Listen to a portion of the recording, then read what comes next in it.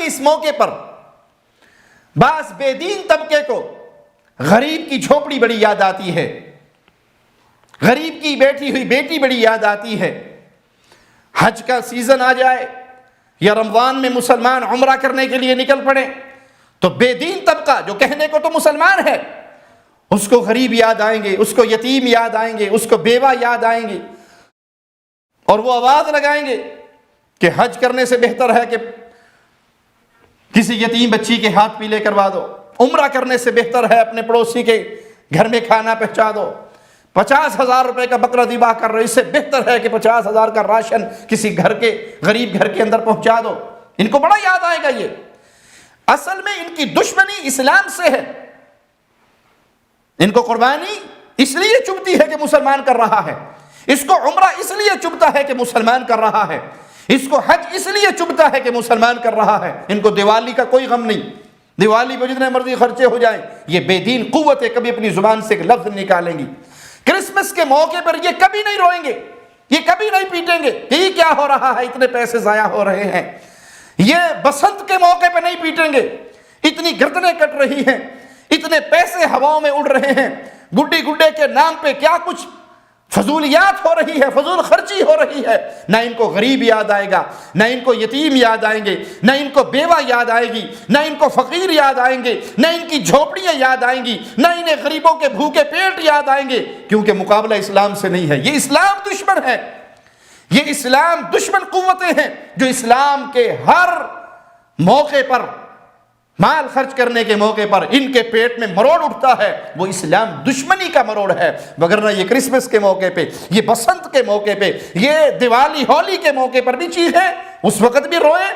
کیونکہ ان کا مقابلہ مسلمانوں سے ہے۔ صرف یہ اسلام دشمن ہے تو انہیں وہاں کوئی تکلیف نہیں، صرف عمرے سے تکلیف ہے، صرف قربانی سے تکلیف ہے۔ قربانی پر 40-50 ہزار کے بکرے پہ ان کو رونا آتا ہے، 1.5 لاکھ روپے کا موبائل لیتے ہوئے کوئی غریب یاد نہیں آتا، نئے ماڈل کی گاڑیاں خریدتے ہوئے کوئی غریب یاد نہیں آتا،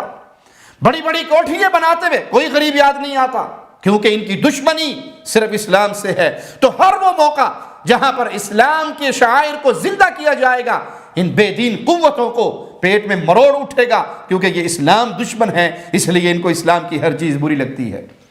تو یہ قربانی کرنا ہر صاحب استطاعت پر، اور اس سے مراد یہ نہیں ہے جس پر زکوٰۃ فرض ہو، اس کے پاس 7.5 تولے سونا ہو تبھی وہ قربانی کرے، نہیں، جس کے پاس استطاعت ہے۔ استطاعت سے مراد یہ ہے کہ اس کا جو گھر کا سسٹم ہے وہ چلتا رہے، اضافی اتنے پیسے ہیں کہ وہ جانور خرید کے اللہ کے لیے قربان کر سکتا ہے، تو ایسا شخص قربانی کرے، اللہ کے لیے قربانی کرے، اللہ کو راضی کرنے کے لیے قربانی کرے، اور اس گوشت کو فقیروں میں، یتیموں میں، بیواؤں میں، مسکینوں میں، ان میں بھی تقسیم کرے، خود بھی کھائے، خود بھی رکھ سکتا ہے، رشتہ داروں میں بانٹے، اور کوشش کرے جن کے گھر قربانی نہیں ہوئی، جن کے گھر گوشت نہیں پہنچا، ان کے گھر پہنچائے۔ یہ عدلے کا بدلہ نہ ہو کہ ہمارے رشتہ دار ہیں، چونکہ اگرچہ قربانی کی ہے، ہم ان کے گھر گوشت لے کے جا رہے ہیں، وہ رشتہ دار ہمارے گھر گوشت لے کے آ رہے ہیں۔ بھائی، آپ نے قربانی کی، آپ اپنا یہ گوشت اس غریب تک پہنچاؤ جس غریب کو شاید سال میں قربانی والے دن ہی گوشت نصیب ہوتا ہو، تو اس قربانی کے گوشت کو تقسیم کیجئے، اور جس غریب کے منہ میں لقمہ جائے گا اور اس کے دل سے دعا نکلے گی، یہ دعا آپ کے لیے بہت قیمتی خزانہ ہے۔ رسول اللہ صلی اللہ علیہ وسلم گھر تشریف لائے اور سیدہ عائشہ صدیقہ سلام اللہ علیہا رضی اللہ تعالی عنہا سے پوچھا کہ ہم نے وہ قربانی کی تھی، اس بکری کے گوشت کا کیا بنا؟ تو سیدہ کائنات فرمانے لگی کہ 1 ران یا 1 پٹ وہ بچی ہے، باقی تو آپ نے بانٹ دی۔ تو آپ نے کہا نہیں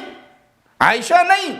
جو ہم نے بانٹی ہے وہ ہمارے لیے بچی ہے، کیونکہ اس کا بدلہ ہمیں قیامت کے دن ملنا ہے، اور یہ جو 1 ران رہ گئی ہے یہ تو ہم کھا پی جائیں گے، یہ تو ہم کھا پی جائیں گے،